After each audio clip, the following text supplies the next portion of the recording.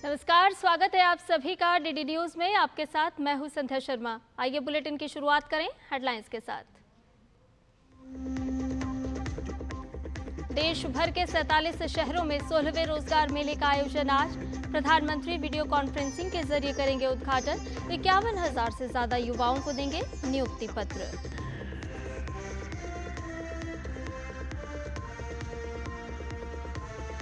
केरल दौरे पर केंद्रीय गृह मंत्री अमित शाह तिरुवनंतपुरम में भाजपा राज्य समिति के नए कार्यालय का करेंगे उद्घाटन। विकसित केरलम सम्मेलन में भी लेंगे हिस्सा।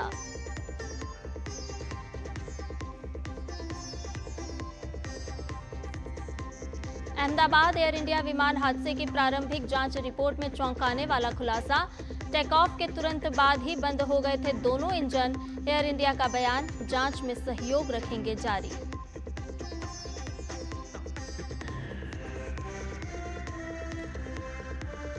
मराठा मिलिट्री लैंडस्केप्स यूनेस्को की विश्व धरोहर सूची में शामिल। प्रधानमंत्री नरेंद्र मोदी ने बताया गर्व का पल। लोगों से मराठा साम्राज्य के समृद्ध इतिहास के बारे में जानने का किया आह्वान।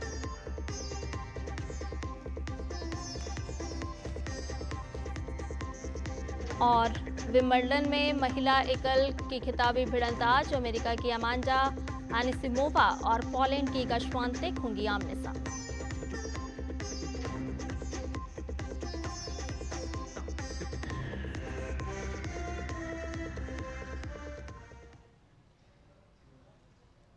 और आइए सभी खबरों को जान लेते हैं विस्तार से। देश भर के 47 शहरों में आज 16वें रोजगार मेले का आयोजन होगा। प्रधानमंत्री नरेंद्र मोदी वीडियो कॉन्फ्रेंसिंग के जरिए विभिन्न सरकारी विभागों और संगठनों में नवनियुक्त 51,000 से अधिक युवाओं को नियुक्ति पत्र वितरित करेंगे। इस अवसर पर प्रधानमंत्री नरेंद्र मोदी नियुक्त लोगों को भी संबोधित करेंगे। ये नियुक्तियां केंद्र सरकार के विभिन्न मंत्रालयों और विभागों में हो रही है। देश भर से चुने गए नए कर्मचारी रेल मंत्रालय, गृह मंत्रालय, डाक विभाग, स्वास्थ्य एवं परिवार कल्याण मंत्रालय, वित्तीय सेवा विभाग, श्रम एवं रोजगार मंत्रालय सहित अन्य विभागों और मंत्रालयों में शामिल होंगे। रोजगार मेला रोजगार सृजन को सर्वोच्च प्राथमिकता देने की प्रधानमंत्री की प्रतिबद्धता को पूरा करने की दिशा में एक अहम पहल है। रोजगार मेला युवाओं को सशक्त बनाने और राष्ट्र निर्माण में उनकी भागीदारी के लिए सार्थक अवसर प्रदान करने में महत्वपूर्ण भूमिका निभाएगा। गौरतलब है कि देश भर में रोजगार मेलों के माध्यम से अब तक 10 लाख से अधिक नियुक्ति पत्र जारी किए जा चुके हैं।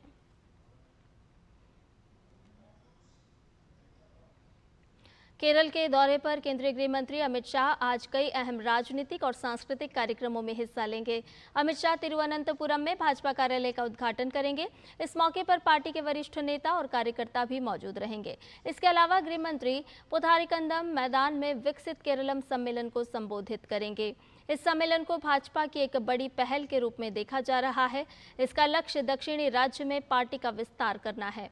अमित शाह शाम को कन्नूर जाएंगे, जहां वो तालीपरंबा स्थित प्रसिद्ध श्री राजराजेश्वर मंदिर में पूजा अर्चना करेंगे। और अहमदाबाद में बीती 12 जून को हुए एयर इंडिया के विमान हादसे को लेकर भारतीय विमान दुर्घटना जांच ब्यूरो ने अपनी प्रारंभिक रिपोर्ट जारी कर दी है। रिपोर्ट में कई चौंकाने वाले तथ्य सामने आए हैं। रिपोर्ट में दुर्घटना का सबसे बड़ा कारण विमान के दोनों इंजनों में फ्यूल की सप्लाई बंद होना बताया गया है। रिपोर्ट में कहा गया है कि विमान के दोनों engine fuel cut off switch run से कट ऑफ हो गए। इस कारण टेक ऑफ के चंद सेकंड बाद ही विमान के इंजन बंद हो गए। रिपोर्ट के अनुसार दोनों इंजन में रिलाइट की प्रक्रिया शुरू हुई। इंजन 1 कुछ हद तक रिकवर करने लगा, लेकिन इंजन 2 पूरी तरह से स्पीड रिकवर नहीं कर पाया। इसके अलावा कॉकपिट में पायलटों के बीच संवाद के विश्लेषण से ये भी पता चला है कि फ्यूल कट ऑफ किसी ने जानबूझकर नहीं किया था। रिपोर्ट के मुताबिक विमान के ऑटोमेटिक सिस्टम ने आपात परिस्थितियों को देखते हुए स्वतः सहायता करने की कोशिश की।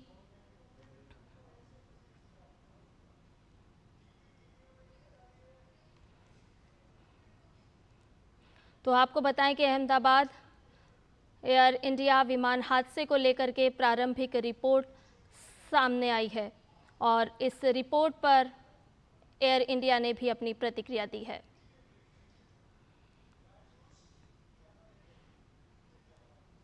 समाचार में फिलहाल रुकने एक छोटे से ब्रेक के लिए जल्द हाजिर होंगे।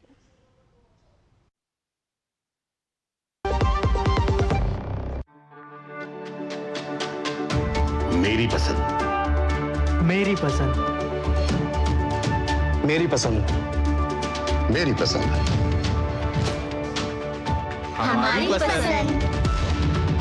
हम सबकी पसंद। मजबूत देश का मजबूत सरिया हो गया स्टील। जो लक्ष्य चुना था समझ आने लगा है। GLA यूनिवर्सिटी, उच्च लक्ष्यों की निश्चित प्राप्ति।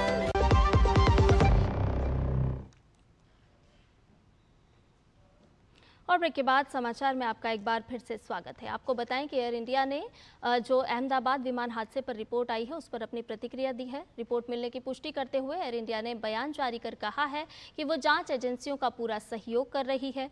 एयर इंडिया ने सोशल मीडिया प्लेटफॉर्म एक्स पर अपने बयान में कहा कि एयर इंडिया AI-171 दुर्घटना से प्रभावित परिवारों और अन्य लोगों के साथ एकजुटता से खड़ी है।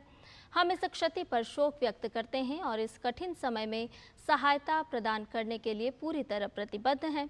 हमें विमान दुर्घटना जांच ब्यूरो यानी कि AAIB द्वारा आज जारी प्रारंभिक रिपोर्ट प्राप्त होने की सूचना है। एयर इंडिया नियामकों सहित हितधारकों के साथ मिलकर काम कर रही है। हम AAIB और अन्य प्राधिकारियों के साथ उनकी जांच में पूर्ण सहयोग जारी रखेंगे।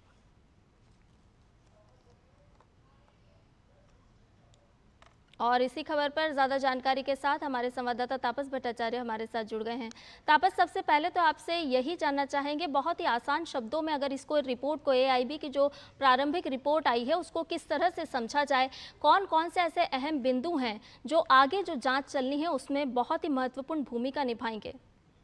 देखिए, सबसे पहले तो ये बताना चाहूंगा कि 15 पेज की जो ये रिपोर्ट है, ये इनिशियल रिपोर्ट है, इसको फाइनल रिपोर्ट ना माना जाए। इसमें बहुत सारे एडिशनल इंफॉर्मेशन और जुड़ेंगे, बाकी जो लोगों से और पता किया जाएगा, तो एक फाइनल रिपोर्ट जो बनेगी वो बाद में बनेगी। ये जो इंटरनेशनल एक ICAO एक मापदंड कहा जाता है, इंटरनेशनल मापदंड होता है, उसके हिसाब से ये रिपोर्ट जारी की गई है। इनिशियल रिपोर्ट, मैं फिर कह रहा हूँ, प्रिलिमिनरी रिपोर्ट है, इनिशियल रिपोर्ट है।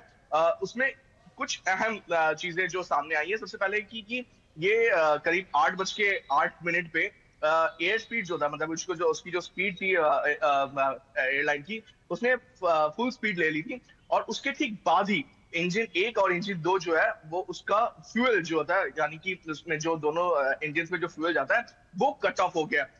ये जो कट ऑफ हो जाता है वो एक के बाद एक हुआ। इनफैक्ट दोनों इंजनों के बीच में सिर्फ 1 सेकंड का फासला था। तो इसी वजह से जो स्पीड से जिस तरीके से प्लेन उड़ रहा था, फिर वो धीरे धीरे करके नीचे आने लग गया, जिससे क्योंकि उसकी फ्यूल सप्लाई बंद हो गई थी इंजन की तरफ। तो वो पहला था। उसके बाद जो कॉकपिट में जो ब्लैक बॉक्स हासिल किया गया और कॉकपिट में जो वॉइस रिकॉर्डिंग वो सुननी गई, उसमें एक पायलट दूसरे पायलट से कहता है क्या उसने वो जो एक फ्यूल कट ऑफ का एक बटन होता है बेसिकली, उससे बंद किया जाता है। वो जनरली टेक ऑफ या लैंडिंग के टाइम पे ये बंद किया जाता है। तो उसने कहा क्या आपने उसे किया, तो दूसरे पायलट ने कहा कि उन्होंने नहीं किया। तो उससे ये पता चलता है इस वक्त कि ये ऑटोमेटिकली हुआ है, ये दोनों पायलट में से किसी ने नहीं किया। तो ये क्या किसने कैसे हुआ, वो एक क्वेश्चन है। इसी टाइम पे ये अभी जो ये रिपोर्ट है, इसमें ऐसा इस तरीके से कोई इन्वेस्टिगेशन में अब ये नहीं रिकमेंड किया जा रहा है AAIB के द्वारा कि क्या ये जो 787 है बोइंग का, इसमें कोई दिक्कत है, या फिर जी का जो ये GE NX-18 इंजन है, और या फिर इंजन ऑपरेटर या इंजन मैन्युफैक्चरर, इन पे कोई कार्रवाई है इसमें, ऐसा कुछ भी नहीं इस रिपोर्ट में कहा गया है। कह रहे हैं कि जो AIB का जो इसमें इन्होंने कहा है कि ये अभी प्रिलिमिनरी रिपोर्ट है और ये इसको रिव्यू करेंगे और एडिशनल एविडेंस, रिकॉर्ड्स और इंफॉर्मेशन भी लेंगे बाकी और स्टेक होल्डर से, यानी GE से लेंगे, शायद हनीवेल से ले, शायद ये आपके एयर इंडिया से ले, और ये सब लोगों ने अपनी अपनी प्रतिक्रिया अभी तक दे दी। आपने अभी स्टोरी में कहा कि इन्होंने प्रतिक्रिया दी है और ये सब चीजें अभी डिटेल रिपोर्ट आना बाकी है। लेकिन जो अहम बात जो निकल के आ रही है कि वो जो स्विच है जिससे दोनों इंजनों के बीच में जो फ्यूल आता है वो कैसे ये रुका, वो कहां से वो शट डाउन हुआ, क्योंकि उसी के चलते जो स्पीड थी ऊपर जाने की वो खत्म हो गई। दोनों इंजनों में फ्यूल नहीं पहुंचा और उससे वो जो चूंकि एक के बाद एक दोनों इंजन एक तरह से बंद हो गई, तो प्लेन क्रैश हो गया। जनरली होता क्या है कि दो इंजन एक साथ नहीं जाती है, एक साथ खराब नहीं होता है, या तो एक होता है या तो दो होता है। दोनों इंजन इतनी स्ट्रांग होती है, इतनी पावरफुल होती है कि एक भी इंजन अगर ठीक चल जाए तो उससे आप प्लेन को मैन्यूवर करके या फिर उसको लेके आप सेफ लैंडिंग कर सकते हैं। लेकिन इस क्षेत्र में, इस पर्टिकुलर इंसिडेंट में दोनों ही इंजन एक साथ बंद हो गए, जिनमें दोनों में ही फ्यूल नहीं पहुंचा। तो ये एक देखना होगा कि जो लास्ट जो फाइनल रिपोर्ट आती है उसमें इसके ऊपर क्या क्या है कि ये क्यों हुआ, ये किस वजह से हुआ। जी तापस, जिस समय में यह हादसा हुआ था आज से 1 महीने पहले, उस समय में जो ब्लैक बॉक्स है उसको बहुत ही अहम कड़ी माना जा रहा था, और माना जा रहा था क्योंकि उसमें वॉइस रिकॉर्डर था, वो संवाद मौजूद था, जिससे कहीं ना कहीं जांच को एक आगे बढ़ाने में मदद मिलती। इस समय में हम देख रहे हैं कि दोनों पायलट के बीच किस तरह से संवाद हुआ, उसे भी इस रिपोर्ट में, प्रारंभिक रिपोर्ट में शामिल किया गया है। क्या कुछ बात हुई है दोनों पायलट के बीच में, वो भी सामने आया है। अब इसमें आगे की जाँच किस तरह से, और कौन कौन से ऐसे बिंदु हो सकते हैं जिस पर आगे बढ़ सकती है, क्योंकि बहुत ही महत्वपूर्ण है दोनों पायलट के बीच में क्या कुछ बात हुई है। नहीं, आपने सही कहा कि दोनों जो पायलट के बीच में जो बातें हुई है वो एक उन्होंने दिया भी, ये जो दो फ्लाइट रिकॉर्डर, इनफैक्ट इसमें enhance airborne flight recorder EAFIR बोलते हैं, सो एनहांस एयरबॉर्न फ्लाइट रिकॉर्डर, और ये दोनों जो है दो थे इसमें। तो ये इसमें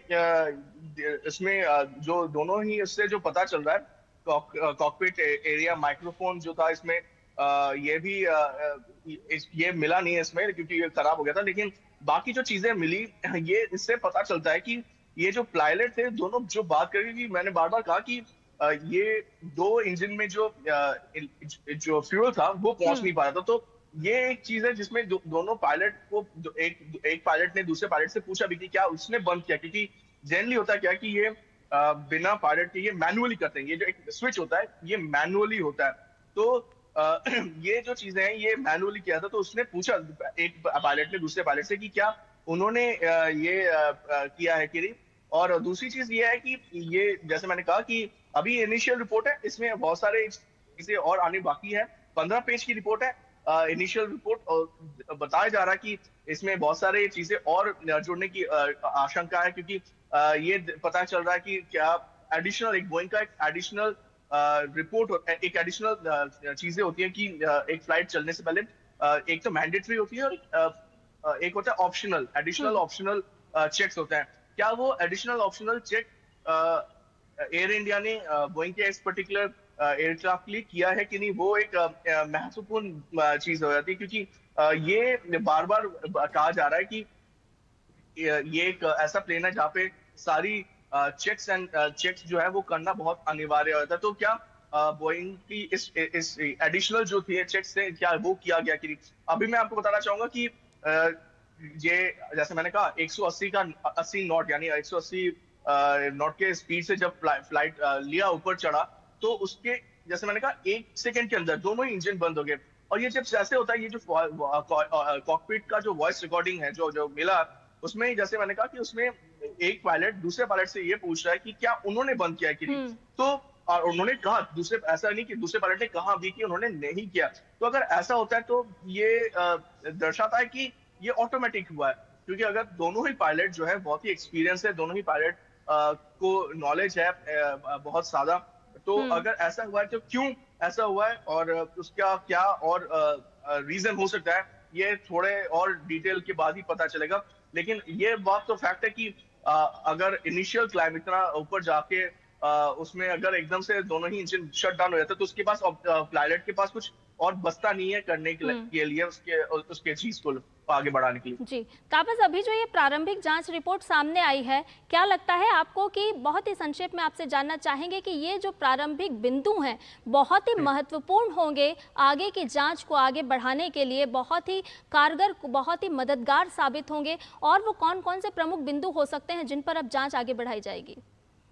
देखिए, सबसे अहम चीज है कि दोनों इंजन मिले हैं, ठीक है, उन दोनों को निकाला गया रिकेट से अब, और वो दोनों ही इस वक्त एक हैंगर, एयरपोर्ट के हैंगर में उसको क्वारंटाइन किया है, जैसे कि कोई उसको छुए ना।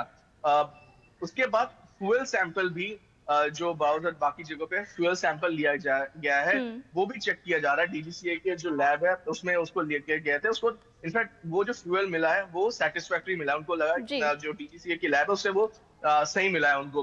तो अभी इंटरेस्टिंग चीज जो है ये इसमें देखना दिलचस्प होगा, ये जो इंजन के जो अवशेष मिले हैं, ये इंजन के अवशेष उसमें कुछ निकल के आता है कि नहीं। जी बिल्कुल बिल्कुल तापस, अभी बहुत और भी महत्वपूर्ण बिंदु सामने आएंगे। ये प्रारंभिक रिपोर्ट है, बहुत कुछ कह रही है, हालांकि आगे देखना होगा कि ये जो जांच अब जिस दिशा में आगे बढ़ेगी तो और भी क्या कुछ नतीजे सामने निकल करके आएंगे और सही कारण पता चलेगा। बहुत बहुत शुक्रिया तापस, तमाम जानकारी हमसे और हमारे दर्शकों से साझा करने के लिए। और आइए खबरों में बढ़ते हैं आगे। आपको बताएं कि दिल्ली में वेलकम इलाके के सिलमपुर ईदगाह रोड पर 4 मंजिला इमारत गिरने से बड़ा हादसा हो गया। मलबे के नीचे परिवार के 7 लोग फंसे हुए थे, जिनमें से 4 को निकाल लिया गया है और 3 लोग अभी भी फंसे हुए हैं। फिलहाल मौके पर दमकल गाड़ियां मौजूद हैं और रेस्क्यू ऑपरेशन चल रहा है।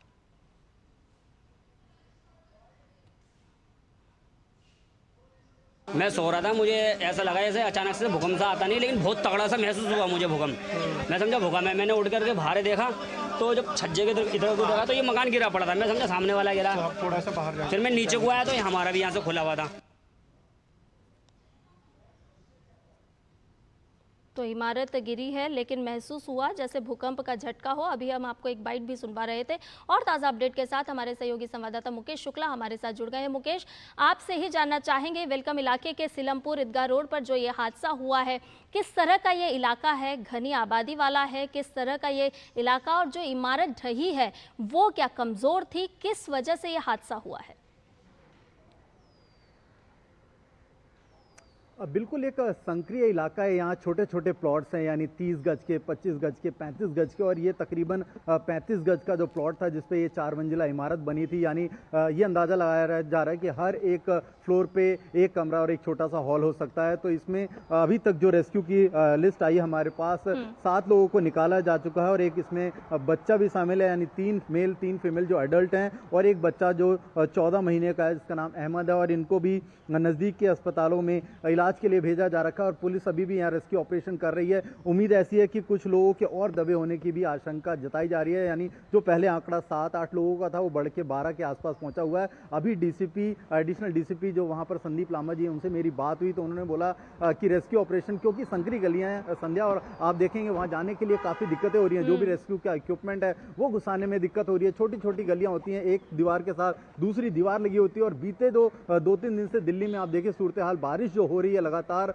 इस बारिश की वजह से भी ऐसी जो कमज़ोर बिल्डिंगें होती हैं वो थोड़ी सी उनकी स्थिति खराब हो जाती है। और 2 दिन पहले एक भूकंप का झटका भी दिल्ली ने महसूस किया था, तो कमोबेश इसका भी इफेक्ट हो सकता है, जो बाद में रिएक्ट करता है।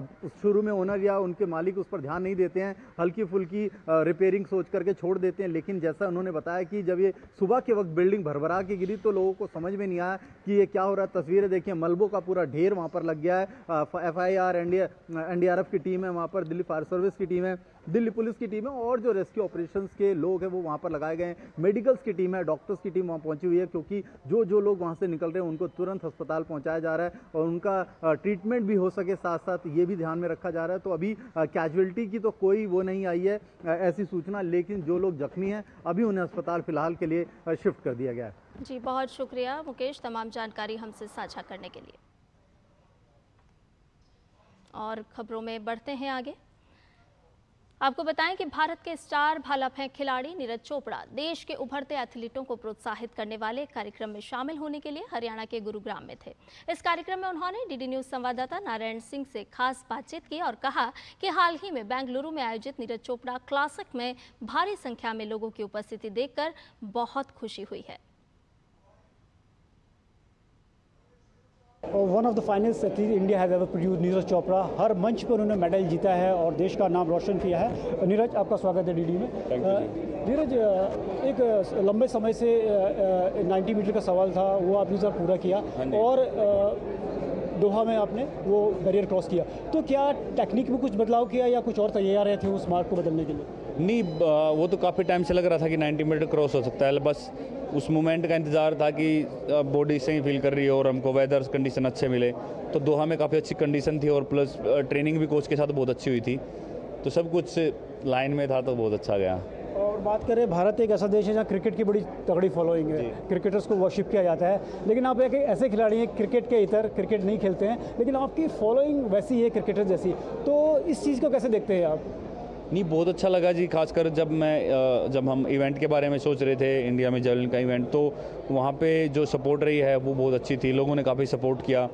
और बिल्कुल अच्छी बात है कि हमारा क्रिकेट इतना ऊपर है, और हमको कोशिश करनी है कि बाकी स्पोर्ट को कैसे सपोर्ट कर सकते हैं और वो भी उस लेवल पे जा सकते हैं, तो हमारे लोगों को वो अब कोशिश करनी चाहिए। नए खिलाड़ियों को काफ़ी इनिशिएटिव करके उनको प्रोत्साहन किया जा रहा है, तो इस इनिशिएटिव को कैसे देखते हैं आप? नहीं, ये बहुत अच्छा लगा। अंडर आर्मर टीम का थैंक यू करता हूँ मैं, क्योंकि मैं तो टोक्यो के बाद जुड़ गया था अंडर आर्मर टीम से, लेकिन आज बाकी नए टैलेंट को और एथलीट्स को बहुत ज़्यादा सपोर्ट मिल रहा है, तो वो देख के बहुत ज़्यादा खुशी हो रही है, क्योंकि बहुत ही कम लोगों का टैलेंट पहचाना जाता है। तो मैं खुश हूँ कि अंडर आर्मर टीम ने उनका टैलेंट पहचाना और उनको सपोर्ट किया। जी बिल्कुल, नीरज चोपड़ा एक प्रेरक के रूप में काम करते हैं युवा पीढ़ी के लिए, नए एथलीट्स के लिए, नए जनरेशन के खिलाड़ियों के लिए, और उनका यही प्रयास रहता है कि आने वाले जो नए खिलाड़ी हैं उनको हमेशा से सुविधाएं मिलें, और इसी कड़ी में ये एक प्रयास था। कैमरा पर्सन सनी कालरा के साथ नारायण सिंह, डीडी न्यूज़, गुरुग्राम। और विश्व नंबर 1 टेनिस खिलाड़ी यानिक सिनर ने शुक्रवार को महान नोवाक जोकोविच को हराकर विंबलडन फाइनल में जगह बनाई। वो अब अपने प्रतिद्वंद्वी कार्लोस अलखराज के खिलाफ फाइनल में भिड़ेंगे। सिनर ने सर्बियाई खिलाड़ी को सीधे सेटों में 6-3, 6-3, 6-4 से शिकस्त दी। नोवाक जोकोविच शुरुआत में लय में दिखाई दे रहे थे, लेकिन सिनर ने शानदार तरीके से वापसी की। जोकोविच उन्हें अधिक समय तक नहीं रोक पाए। भारत और इंग्लैंड के बीच लंदन के लॉर्ड्स स्टेडियम में तीसरे टेस्ट मैच का आज तीसरा दिन है। दूसरे दिन का खेल खत्म होने तक भारत ने 3 विकेट गंवाकर 145 रन बना लिए हैं। पहली पारी में टीम इंडिया को पहला झटका यशस्वी जायसवाल के रूप में लगा। वहीं करुण नायर 40 रन और शुभमन गिल 16 रन पर आउट हो गए। केएल राहुल और ऋषभ पंत आज 145 रन के आगे खेलेंगे। इससे पहले जसप्रीत बुमराह ने इंग्लैंड टीम पर कहर बरपाया और पारी में 5 विकेट झटके। उन्होंने इस सीरीज में दूसरी और करियर में 15वीं बार पारी में 5 विकेट झटके हैं।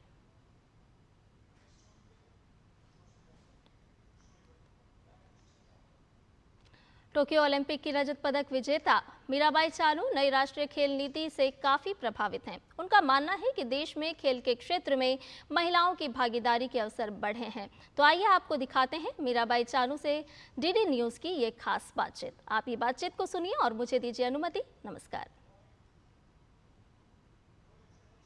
देश में खेल को विभिन्न स्तर पर मजबूती दी जा रही है, और इस वक्त हमारे साथ भारोत्तोलक और टोक्यो ओलंपिक की सिल्वर मेडलिस्ट मीराबाई चानू हैं। मीरा, कैसे देखती हैं देश में स्पोर्ट्स का एक कल्चर जो बदला है लीग के माध्यम से, उसको किस तरह से देखती हैं?